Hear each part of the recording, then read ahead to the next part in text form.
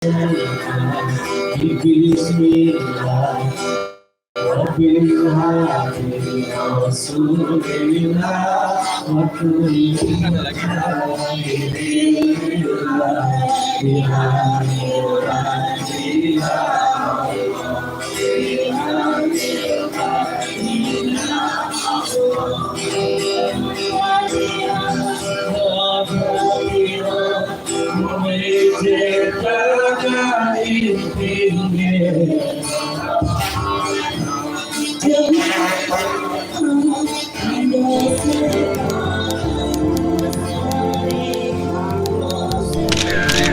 dari Pusat Perfilman Haji Osmar Ismail. Inilah kronik film sinematik.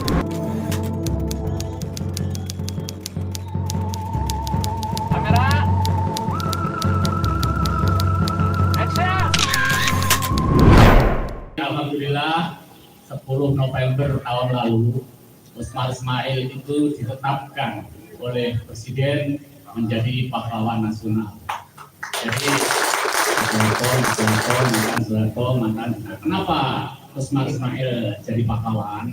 Ini tentu karena ada jejak-jejak kepahlawanannya, jejak-jejak ketokohannya yang sampai hari ini bisa menjadi penyemangat kita untuk hidup, gitu ya, hidup di dalam film.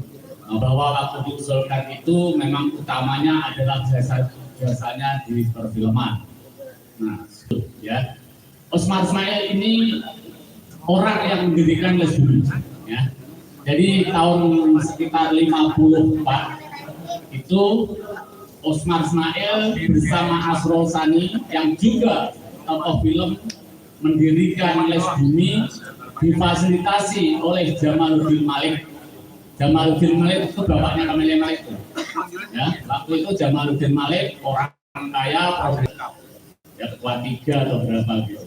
Nah, itulah yang memfasilitasi untuk Osmar Ismail dan Asrul Sani mendirikan Les Bumi. Mereka ini semua adalah orang film, tiga-tiganya, ya. Jamaluddin Malik tadi, Osmar Ismail terus sutradara, produser dan sebagainya. Asrul Sani ini juga kebetulan tiga-tiganya orang Padang. Ya, jadi film. Kenapa film?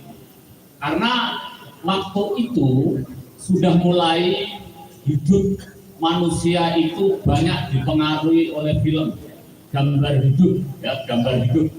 Film itu gambar hidup. Nah, dan sekarang semakin terbukti bahwa hidup kita ini banyak dipengaruhi, banyak diarahkan, banyak ditentukan oleh namanya film, ya, dengan lewat handphone, lewat bioskop, lewat telepon, lewat streaming. Ini semua adalah film, gambar hidup, audiovisual, ya. Di halte, di airport, di mana lagi, bahkan kita sakit di rumah sakit aja kita ditontonin. Ya, jadi perilaku kita, pikiran kita, otak kita, tingkah laku kita, termasuk moral kita, gaya hidup kita senang rambut panjang, kita senang rambut pendek, semua ini banyak dipengaruhi terutama oleh film. Nah, itulah sehingga pengaruh film itu sangat besar. Dan ketika sekarang seperti ini, kita memang berada di dalam dunia milenial, ya. Milenial itu digital, semua dikemas menjadi audiovisual, kita merasa mudah. Ya, tadi saya dijemput oleh Mas Nukman, ya. Kalau sekarang kan, dulu kan kalau kita pergi kan kita masih nyatet, jadi kalau mau ke Koja kita lewat ini alamatnya ini. Sekarang tinggal download aja, kita pesen Grab. Dari satu sisi ini mempermudah kita, tetapi dari satu sisi yang lain ini membuat kita semakin lupa. Kita lupa lagi kalau mau naik metro mini itu nomor berapa sekarang itu, karena tinggal pesen sudah bisa Anda ke rumahnya. Kita lupa kalau mau ke mana rutenya, naik pakas nomor sekian, naik basin nomor sekian dan sebagainya. Kita sekarang instan. Nah, ini kalau diterus-terusin, kalau kita tidak sadar literasi, gitu ya, tadi topiknya literasi itu baca literasi. Nah, ini makin lama kita makin mudah kita makin cepat, istilahnya makin instan, tetapi kita semakin tidak sadar pada sebab akibat, pada proses, pada bahwa dulu itu handphone itu dari laptop itu dari mesin ketik itu dari ballpoint dan sebagainya. Padahal hidup manusia ini dari sebab akibat. Kita ini lahir gak jauh dari bapak kita, ibu kita, nenek kita, kan gitu, ya kan? Wajah saya sampai begini itu karena bapak saya bukan diri, gitu ya. Jadi nggak ada yang asli. Kita ini urut. Kita ini bisa begini karena dulu orang tua begini dan sebagainya. Nah, kalau kita tidak sadar ini semua, karena terbiasa instan, terbiasa terima versi tadi langsung jadi, maka kita lupa pada proses itu. Dan kalau kita lupa pada proses itu, nanti kita kebiasaan mikirnya juga nggak nyambung. Bahwa nasi itu semula dari beras itu semula dari padi itu semula dari gabah dan sebagainya. Nah, kalau pikiran kita tidak nyambung, maka kadang-kadang kita dalam bicara, dalam berbuat, dalam bertingkah laku, nah kadang-kadang tidak nyambung juga. Nah, kalau tidak nyambung kan, makanya literasi ini menjadi penting. Untuk hari ini kalau Les Bumi mengkampanyekan literasi budaya gitu ya, itu menjadi penting. Saya sendiri ngerti istilah literasi itu juga belum lama. Tahunya Iqra gitu ya, bisa tulis gitu ya. Dulu kan disebut itu dari mata PAUD atau yang ditulis Iqra 1, Iqra 2, gitu ya. Literasi ini juga baru kemarin saya tanya. Kalau dengarnya saya dulu di Pati ya, di Pati itu dekat Juwana. Dekat Juwana itu yang terkenal literasinya. Jadi kalau dengar kalimat literasi itu udah biasa dari kecil. Literasi, kalau literasi itu. Nah, Osmar Ismail film, tokoh film. Mereka waktu itu kenapa mendirikan Les Bumi?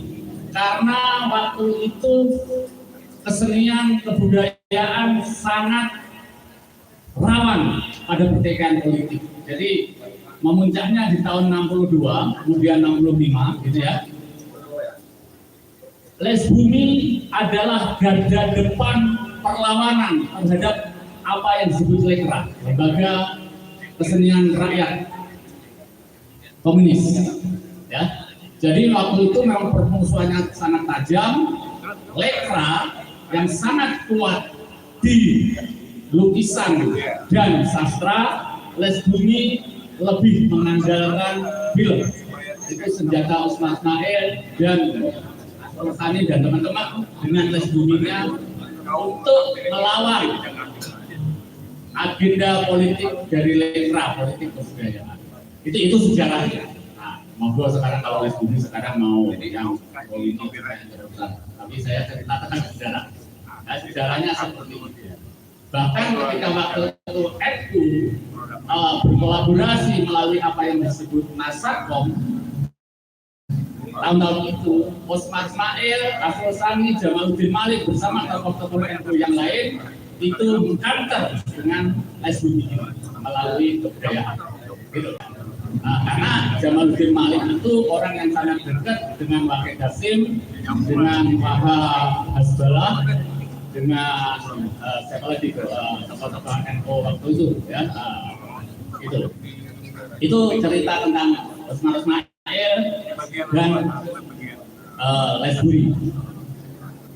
Sehingga memang dari awal gerakan kebudayaan melalui film ini yang tadi saya sebutkan ya, film ini pengaruhnya sangat besar. Ini memang awalnya ditandai dengan sebuah gerakan politik kebudayaan. Nah ini yang barangkali bisa menjadi inspirasi atau apa kitahnya Les Bumi ke depan. Jadi Les Bumi ini sebenarnya luar biasa waktu itu ya. Karena kalau bicara sastra, Les Bumi waktu itu hanya punya namanya rubrik muara di harian Duta Masyarakat. Pimpinan redaksinya adalah Misbah Sabiran, pendiri Sinematek yang sekarang saya pimpin. Nah, itu sastra. Terus ada lagi pernah Asrul Sani bersama itu Osmar Ismail mendirikan gelanggang yang melalui jalur les bumi, nah itu pun hanya tiga terbitan. Jadi memang lemah di sastra, di literasi dan sebagainya. Tetapi gini teman-teman ya, semuanya ini dimulai dari literasi. Osman menulis sajak. Salah satu sajaknya yang sangat populer berjudul Citra.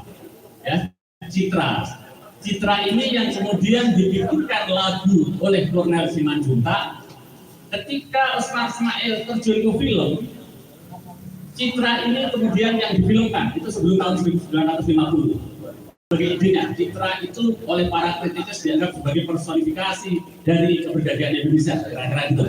Nah, Citra ini sampai sekarang juga lagunya masih sering tuh. Citra adalah bayangan kalau di FFI, betul ya. Juga dipergunakan sebagai piala untuk Festival Film Indonesia. Ini semua karya Osmar Ismail, ya. Dijadikan piala, dijadikan lagu, dijadikan film, dan seterusnya. Bahkan masuk di dalam kosakata bahasa Indonesia waktu itu belum ada. Biasanya kalau di bahasa Inggris itu image ya, di jaga image. Nah, Citra masuk dalam kosakata. Nah, ini salah satu jasa-jasa dari Osmar Ismail yang berkaitan dengan literasi, ya. Dia bikin Citra. Nah, karena dia tidak puas, maka tahun 62 dibuat lagi film yang berjudul Bayangan Sabtu Fajar. Ya.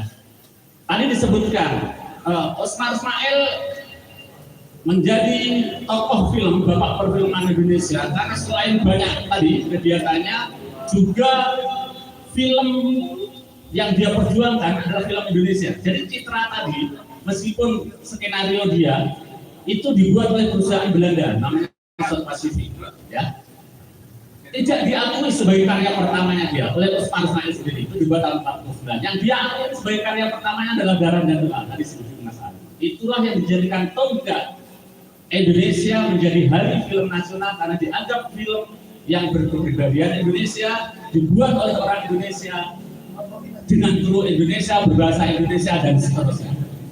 Itu jasa Osmar Ismail. Yang lain lagi lewat perfilman. Tentu saja banyak ya, dia punya karya tulis namanya Asap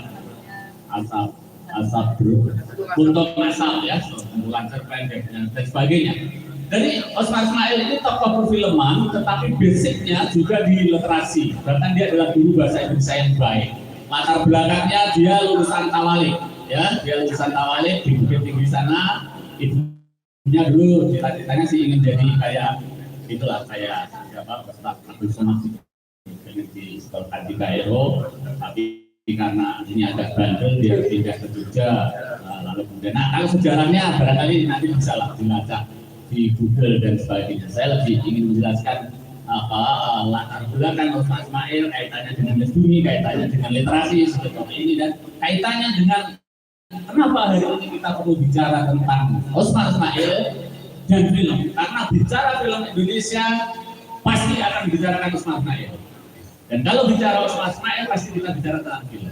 Dan hari ini hidup kita dikepung oleh film. Sadar atau tidak, hidup kita ini dikendalikan oleh film, oleh audiovisual, oleh namanya gambar hidup ini. Lewat game ya, lewat PS dan sebagainya, itu lewat interaksi semule, TikTok, sama banyak lagi. Ini semua basicnya adalah film. Nah, dan ini sangat mempengaruhi pikiran kita. Nah, itu sebagai pengantar saya, kalau nanti kita ada diskusi ya, yang saya kaitkan Osmar Ismail sekarang bilang jadi pahlawan, film, kesadaran literasi, dan kaitannya dengan les bumi. Itu sebagai pengantar. Nanti kalau ada obrolan kita mungkin akan lebih bisa ngomong ngalor gitu lah, yang lebih sesuai dengan apa yang